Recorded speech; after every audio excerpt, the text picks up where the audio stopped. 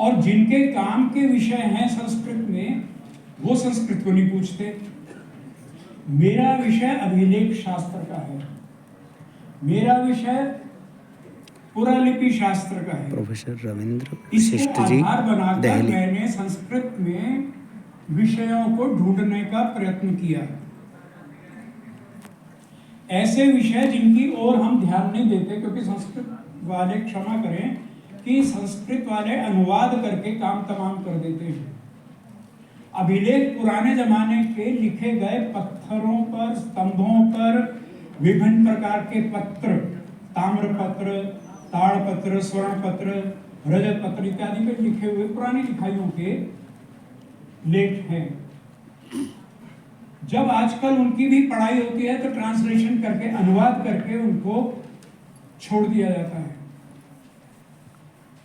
उसमें क्या छिपा हुआ है, वो क्या लिखने वाला चाहता है, इस बात के स्पष्टीकरण का कोई भी कार्य उपस्थित नहीं होता।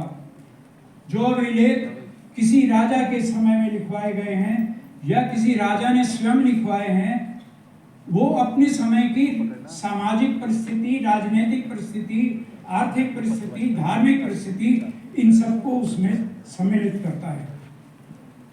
लेकिन विषय के साथ इनजस्टिस ऐसे हुई कि संस्कृत वालों ने ट्रांसलेशन की और चल दिए।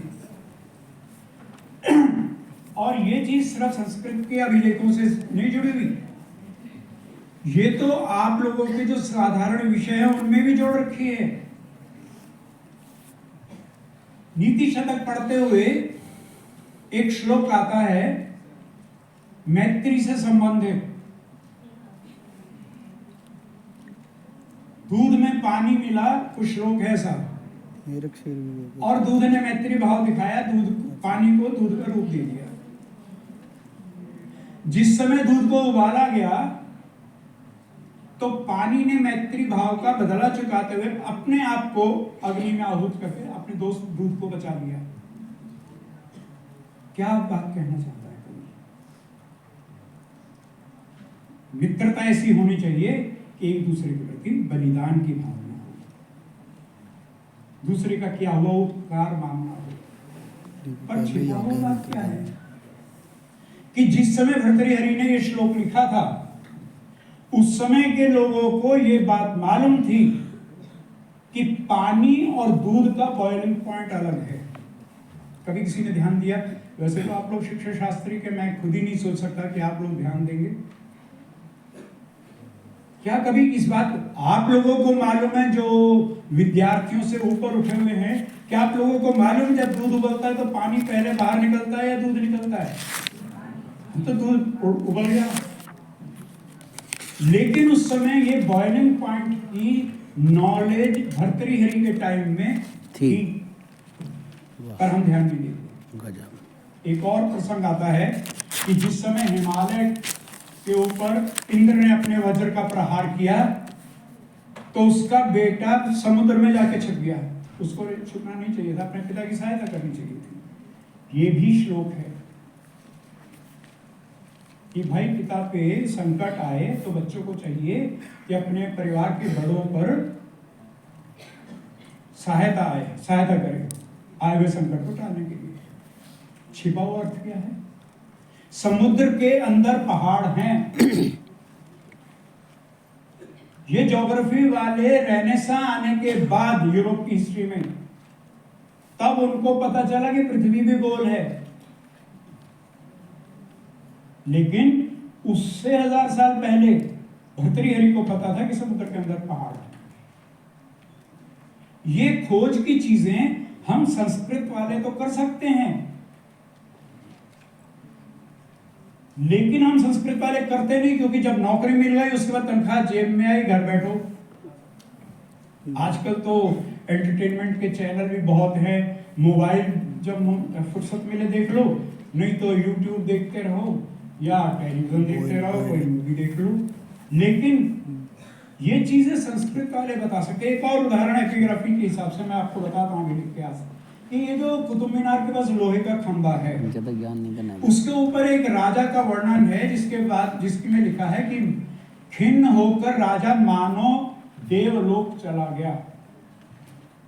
हिस्ट्री में एक क्वेश्चन बन गया कि बताइए कि ये राजा के जीवन काल में लिखवाया गया है या उसकी मृत्यु के बाद। समुद्र में वो तो कहते हैं कि खिन्न होकर देवलोक चला गया, लेकिन संस्कृत वाला ये बता सकता है कि उसमें लिखा है मानव। मानव में तो संभावना व्यक्त की गई है, लेकिन हिस्ट्री वालों को संभावना का मतलब नहीं समझ में आ रहा, और संस्कृत वाले इतिहास नहीं बता सकते। हम बहुत सारे विषयों के बारे में पढ़ते हैं कि संस्कृत में ये भी है, ये भी है, बहुत कुछ है, लेकिन उसका प्रैक्टिकल जो स्टेटस है वो हमें नहीं मालूम। जानते हम सब कुछ है क्योंकि हमारे शास्त्रों में लिखा है जो भाषा पढ़े लिखों की भाषा थी, जिस भाषा में विदेशी आकर पहले उस भाषा को सीखते थे, उसके बाद अपने यहाँ की ज्ञान की बातों को लेते थे, हम तो उसे जानते ही नहीं है। अब मैं भी दावा करता हूं कि मेरे को नहीं आती,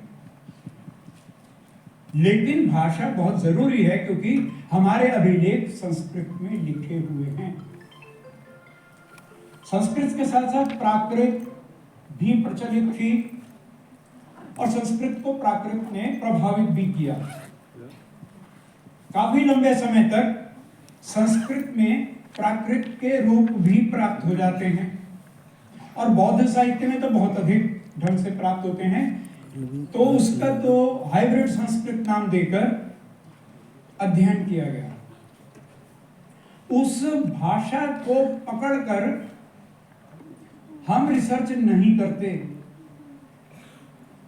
हम सिर्फ इतना करते हैं कि पहले संस्कृत नहीं थी, प्राकृत थी, प्राकृत वाले बोलते हैं। दूसरा कहते हैं नहीं संस्कृत थी। एग्जाम्पल देते हैं कि अशोक के अभिलेख जो 3री शताब्दी ईसा पूर्व के हैं वो प्राकृत में लिखे हैं, संस्कृत को कोई जानता ही नहीं था। हम इस विषय पे तो लड़ पड़ते हैं कि संस्कृत और प्राकृत थी या नहीं थी, लेकिन दोनों ही समान रूप से चल रही थी, इस बात को नहीं ध्यान देते। और संस्कृत के जो रूप, संस्कृत में जो प्राकृत के रूप आए उसको हाइब्रिड संस्कृत के नाम से अलग से कर दिया गया।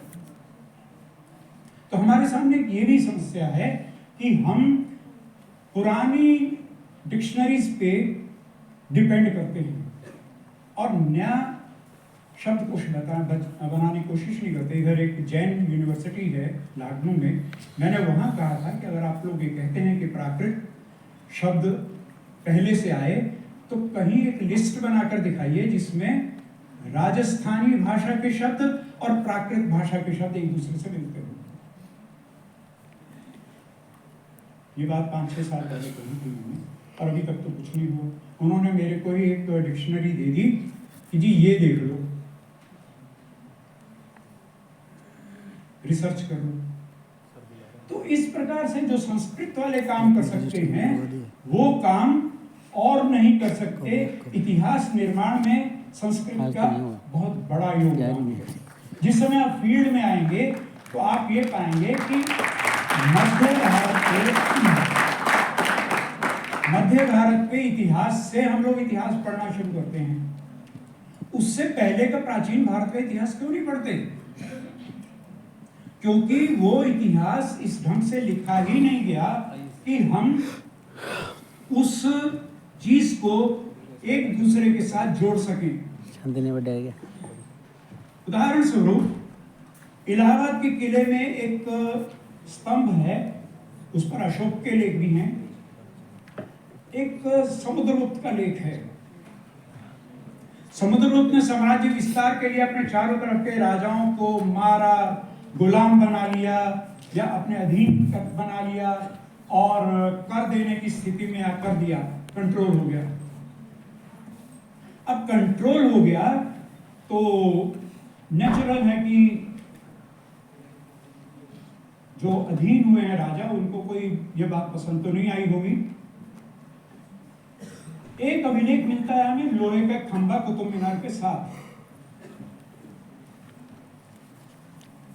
उस पर लिखा है कि उसके टाइम में राजाओं ने, सारे भारत के राजाओं ने मिलकर एक साथ आक्रमण कर दिया और उसने उन सारे राजाओं को नष्ट कर दिया। अब हिस्ट्री बनाने वाले कैसे बनाएंगे इसको कि पिता ने जिन राजाओं को हराकर अपने पराधीन बना लिया, उसके मरते ही सारे राजाओं ने मिलकर राज्य पर आक्रमण कर दिया। अब बेटे ने वो राज्य जिंदा नहीं छोड़े और 200 साल तक राज्य किया। वो है गुप्त काल, जिसे भारत का स्वर्ण युग कहते हैं। ये इतिहास कौन बनाएगा? इतिहास बनाने वालों को जरूरत नहीं है आपके संस्कृत साहित्य में उपलब्ध उदाहरणों की, लेकिन आपका दायित्व बनता है कि जब नौकरी मिल जाए, पहली प्रमोशन हो जाए, दूसरी प्रमोशन हो जाए, 8-10 साल आपने लेक्चरशिप या टीचिंग की जॉब एंजॉय कर ली, उसके बाद आप रिसर्च में आओ। और रिसर्च में मेरी तो मजबूरी थी, मुझे संस्कृत नहीं आती थी, अब शायद आती है। तो ये बहुत आवश्यक है। इतिहास के प्राचीन भारतीय रूप को संस्कृत के बिना नहीं बनाया जा सकता। और सामाजिक व्यवस्था सारी मिलती है, हमें कोई लिख के नहीं दे रहा, हमें खुद ढूंढना है। अशोक के लेख हैं, काफी प्रसिद्ध है, लोग पढ़ते हैं कि उसने लोगों की भलाई के लिए बहुत काम किया और एक जगह से दूसरी जगह जिस चीज की आवश्यकता होती थी वो पहुंचा देता था। सड़कों के किनारे पेड़ पौधे लगाए, धर्मशालाएं बनवाई यात्रियों की सुविधा के लिए। कौन सी बात है, आजकल बहुत प्रचलित है। एक जीटी रोड है जो गंधार से ढाका तक या कलकत्ता तक जाती है, वो भी उसने बनवाई, जिसे बाद में शेष सूरी मार्ग का नाम भी दे दिया गया। आजकल जीटी करना लोग कहते हैं, लेकिन उस टाइम उस अशोक के इन लेखों में एक लेख मिलता है माइनर पिलर इंस्क्रिप्शन के नाम से, 4 या 5 हैं। उसमें सामाजिक स्थिति का एक बहुत बढ़िया स्टूडेंट्स के लिए वर्णन है। वो कहते हैं सावधान रहो, डिसिप्लिन में रहो स्टूडेंट्स, नहीं तो कोर्स से बाहर कर दिए जाओगे। उसने लिखवा दिया। ऐसे तो ये ठीक है कि अभी भी स्टूडेंट्स एजुकेशंस होते हैं, उसमें कई बार आधारहीन बातें भी कही जाती हैं। उसने साफ लिखा है कि जो इस प्रकार की आधारहीन बातें करेगा उसको एजुकेशन सिस्टम से बाहर कर देगा। और कहाँ पहुंचाएंगे? देखिए, विद्यार्थी हैं, आश्रम में जाके पढ़ते होंगे या किसी भी प्रकार के जो संस्थान होते थे वहीं जाकर पढ़ेंगे। और विद्यार्थियों के लिए एजुकेशन भी फ्री थी, उनको खाना पीना भी फ्री मिलता था, कपड़े भी मिलते थे, पुस्तकें भी मिलती थी। और उनको जो अनुशासनहीनता में जाएंगे उनको उठा के बाहर कर दिया जाएगा और वहां रखा जाएगा जहां वो जाना पसंद नहीं करेंगे, जो उस एरिया का सबसे गंदा क्षेत्र होगा। क्या हो सकता है? शौचालय, वहां पहुंचा देंगे। आजकल तो सड़क के किनारे खड़े हो जाते हैं, हमारी मांगे पूरी करो। लेकिन ये अनुशासनहीनता उस समय ही नहीं थी। ये लेख अशोक ने जो लिखे, क्या उसने चाणक्य की जो नीति थी उसको फॉलो किया? नहीं। ये हमें अध्ययन करना है लेखों के आधार पर। क्या राजनीति के सिद्धांत जो कौटिल्य के अर्थशास्त्र में मिलते हैं बाद के राजाओं ने फॉलो किए? ये हमें अभिलेखों के अध्ययन से प्राप्त होता है। जब ज्यादा समय हो जाए तो जो भी संचालक हैं मुझे बता दें, तो मैं वही विराम ले लूंगा। अगर वो है नहीं है तो मैं बोलता जाऊंगा, आप सुनते रहिए।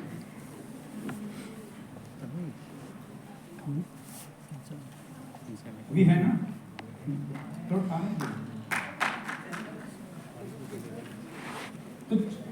हमारे यहाँ कौटिल्य का अर्थशास्त्र एक बहुत ही आधारभूत ग्रंथ है। और इसके साथ साथ मनुस्मृति, प्राचीन भारत का सामाजिक संविधान, उसमें भी नियमों का उल्लेख है। तो ये नियम जो हमें साहित्यिक रचनाओं से प्राप्त होते हैं, इसमें प्रक्षिप्तांश हो सकते हैं। लोग अपनी तरफ से श्लोक डाल देते हैं। शतक त्रयम में हर एक शतक में 100 से अधिक श्लोक हैं। इसका तात्पर्य है कि बाद में श्लोकों को जोड़ा गया होगा। अभिलेखों में ये स्थिति नहीं है, पत्थर पे खुद गए तो खुद गए। आप उसके बीच में प्रक्षिप्तांश नहीं जोड़ सकते। अपनी पसंद के आधार पर वाक्य, परिस्थिति इत्यादि का जोड़ नहीं कर सकते।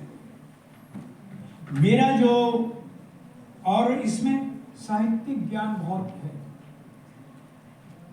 जो अभिलेख लिखे गए हैं वो सिर्फ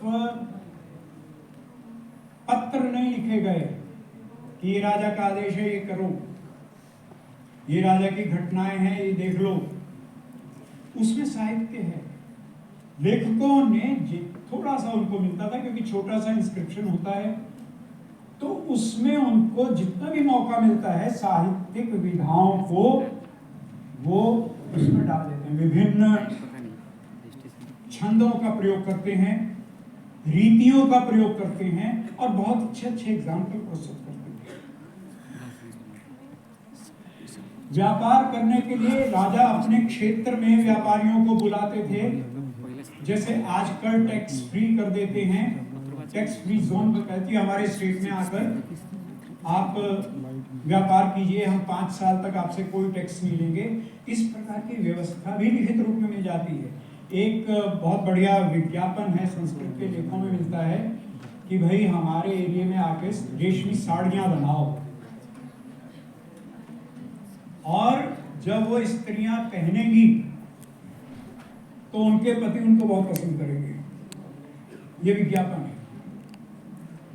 अब चीज क्या है कि राजा कह रहा है कि तुम अपने क्षेत्र छोड़कर हमारे आओ, हम आपको फैसिलिटीज देंगे और आप बढ़िया रेशमी कपड़े, साड़ियां बनाओ जो कि पसंद की जाएंगी।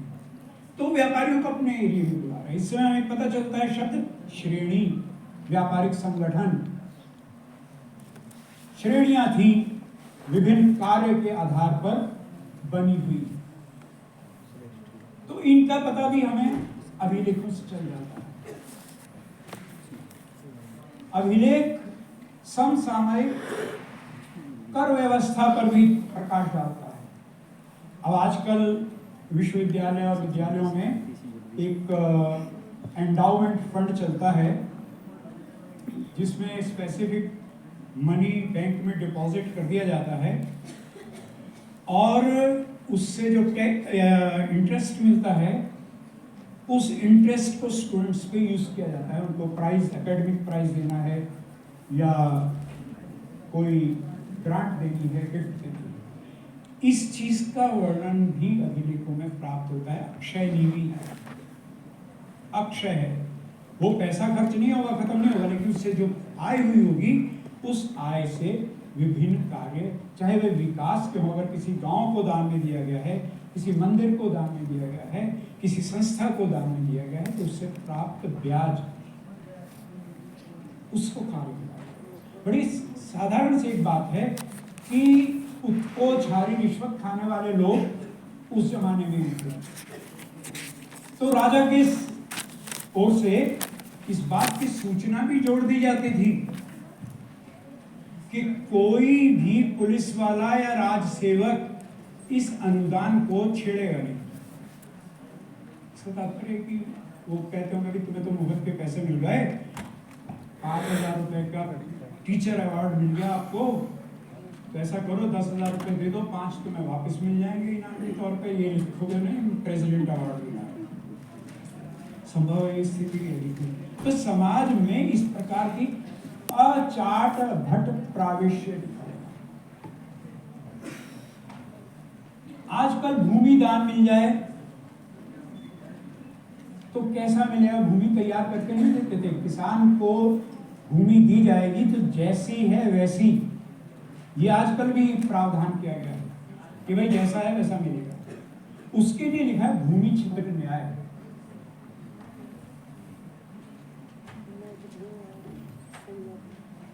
तो जो भूमि छिद्र न्याय है उसका तात्पर्य है कि भूमि में जो गड्ढे हैं वो भी मिलेंगे। ये मत समझ लेना गड्ढे समतल करके देंगे, अपना आप करते रहना, खेती के योग्य बना। अब जो मेन चीज मैं आपको बताना चाहता हूं अभिलेखों के महत्व की, वो है कि आपको कोई पांडुलिपि प्राप्त होती है, वो किस समय की है? क्योंकि पांडुलिपि तो एक से दूसरी, दूसरी से तीसरी, तीसरी से चौथी प्रतिलिपि होती है। तो उसका समय निर्धारण कैसे करें? उसके लिए आवश्यक है कि उस समय की लिपि का ज्ञान हो, एक से दूसरे का सामंजस्य भी उससे स्थापित कर सकते हैं कि एक टाइम से दूसरे टाइम। गुप्त काल की लिपि पाकिस्तान के उत्तरी भाग में लिखी मिलती है, जो कि वहां खरोष्ठी चलती थी, और गुप्त काल की है जो लगभग 400 ईस्वी की है। क्या प्रदर्शित होता है कि लोग उधर घूमने जाते थे, स्वात वैली में, तो वहां वो घूमने जाते थे। इस चीज का हमें पता चलता है जब हमें वहां लेख प्राप्त होते हैं। वो लोग कहते हैं कि एंटीक्विटी ऑफ एंशिएंट पाकिस्तान, तो 400 ईस्वी में पाकिस्तान था ही नहीं, एंशिएंट पाकिस्तान कहां से? तो उस लिपि को हम डिफरेंशिएट कैसे करते हैं? उसमें हमारी मानवीय प्रवृत्ति है। मैं संक्षेप में, मेरे पास वो वारंट आ गया है कि ज्यादा मत बोलो।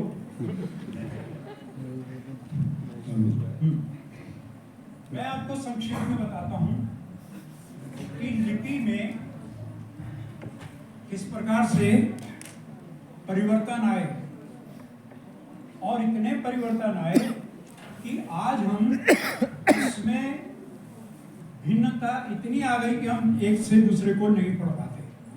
अशोक के समय में ये थोड़ा हाथ लाइन है, ये था आपको बता रहा, ये क जो है ये अशोक के समय 300 ईसा पूर्व के आसपास है। मानवीय प्रवृत्ति और लेखन सामग्री, इन्होंने इसमें परिवर्तन कर दिया। मानवीय प्रवृत्ति थी सजावट और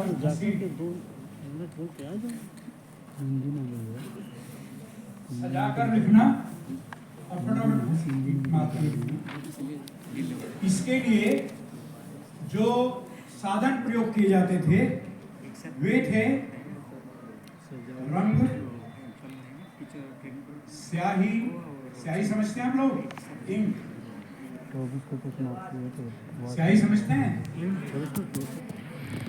सजावट, घसीट, रंग, स्याही, छेनी, हथौड़ा, हथौड़ी। एक स्टाइलस होता था,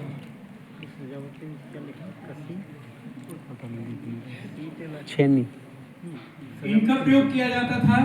हथौड़ी, कलम, घसीट, तूली का तो ब्रश को कहते हैं। कलम तो नहीं, वो अगर कोई शब्द मैं गलत बोल दूं तो आप करेक्ट कर देना।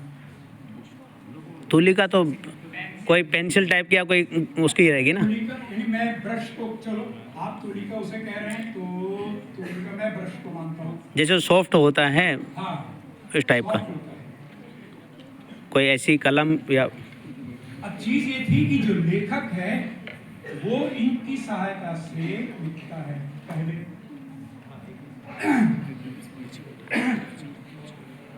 और उसके बाद उत्कीर्ण करने वाला छेनी, हथौड़े या स्टाइलस से लिख देता था।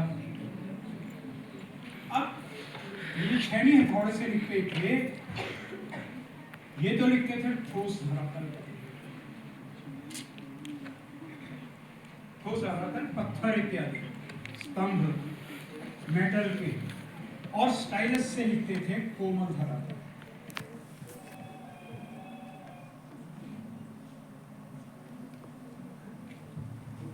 इन सब ने मिलकर ठोस धरातल पर सजावट आ गई और कोमल धरातल पर घसीट। क्यों सजावट आई? क्योंकि लिखने वाले ने तो लिख दिया, छैनी हथौड़े बिल्कुल सीधा ही ठोक के उसे काटेगा, कीर्ण करेगा, जबकि स्टाइलस इसी तरह से फटाफट लिखता चला जाएगा, अनवरत होता रहेगी। तो जब सीधा लिखने की कोशिश होगी तो उसमें सजावट होगी, और जब घसीट लेख लिखना होगा कोमल धरातल पर तो घसीट की प्रवृत्ति। अब ये साहब जो क है, इन्होंने क्या किया, समय के प्रवाह से ये सीधी रेखा पेंटर ने लिखनी शुरू की और लंबी खींच के ले गया, कई बार इसको टेढ़ा भी कर दिया, और ये जो सीधी रेखा थी इसको गोलाई में ले गए। आप जब भी लगातार लिखते हैं तो आप फटाफट में गोल कर देते हैं, तो इसी तरह से ये सीधी रेखा गोल हो गई। लेकिन खोदने वाले के लिए एक एक्स्ट्रा काम था, तो उसकी रिक्वेस्ट पे ये फिर से सीधे हो गए, लेकिन ये गोलाई रही। धीरे धीरे जो जहां से ब्रश रखते हैं, आप लोग देखते होंगे कि वहां थोड़ा ब्लॉट धब्बा सा बन जाता है, और ऊपर जो ब्रॉड सी आई, ये बाद में शिरोरेखा बनी। आजकल हम शब्दों के ऊपर लाइट भी देते हैं, उसका प्रारंभ इससे हुआ। और सजावट की प्रवृत्ति से ये जो चीज थी ऐसे ही नीचे भी बन गई।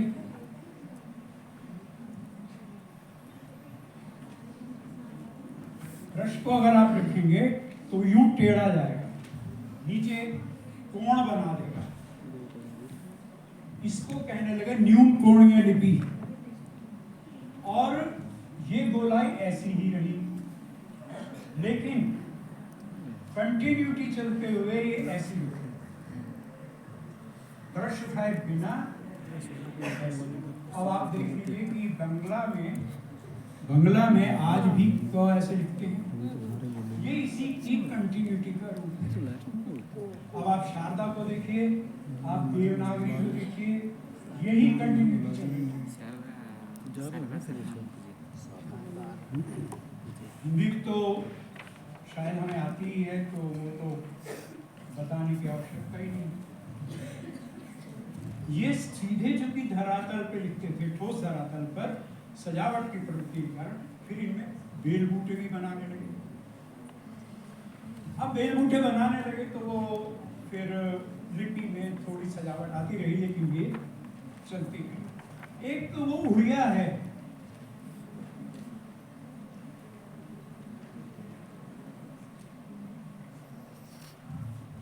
ये क है, लेकिन इन्होंने पता नहीं क्यों एक छतरी और बना दी।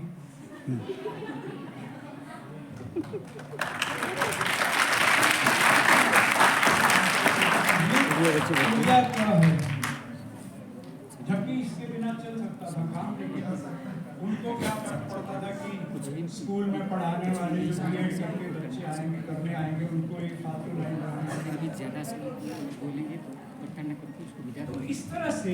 हाँ, एक गुजराती भी है,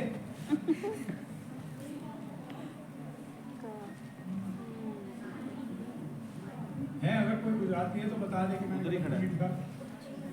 ठीक है, सही है। अच्छा, उड़िया कोई बैठा हो? उड़िया तो बहुत है।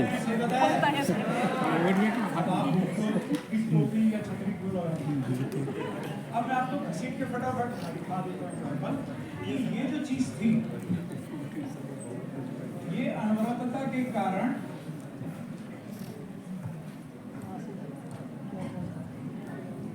इस तरह से नीचे से गोलाई आई। जल्दी से मैं बता दूं, क्योंकि मेरे सामने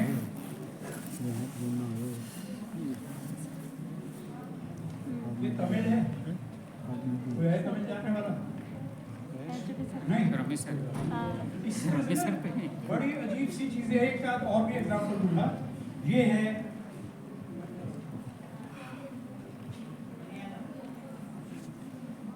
ये ठीक है, और आंध्र से है कोई नहीं।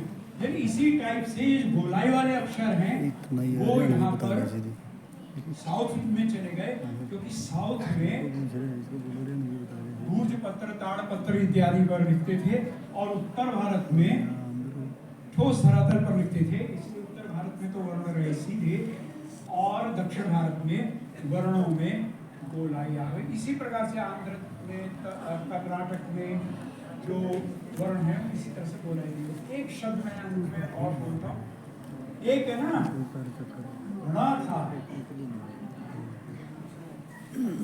ट ठ ड ढ, उसके बाद क्या आता है? ण आता है। न तो नहीं आता, य नहीं आता। अगर आपको नहीं मालूम तो बोलना मत कि नहीं आता, ण है। अब ये जो घसीट प्रवृत्ति थी, इसने क्या किया कि इसको ये बना दिया। अब ये साहब ये हो गए। ये सिर्फ लिखाई की प्रवृत्तियां चलती जा रही हैं, और इसको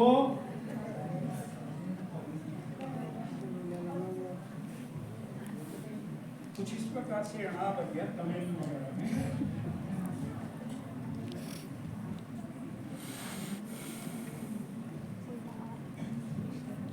ये है,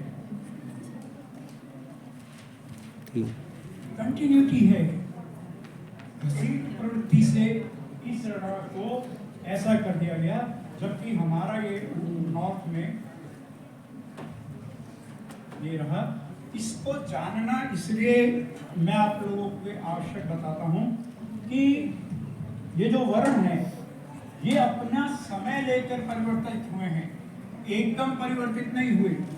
तो जिस समय का जो रूप है, अगर आपके सामने वो वर्ण है, तो आपके पास जो मैन्युस्क्रिप्ट है जिसमें समय नहीं दिया हुआ, आप लिपि के आधार पर उसको समय निर्धारण कर सकते हैं, समय को निर्धारित कर सकते हैं। आप उसका स्थान निर्धारित कर सकते हैं, क्योंकि वह लेखन की वेरिएशन होगी।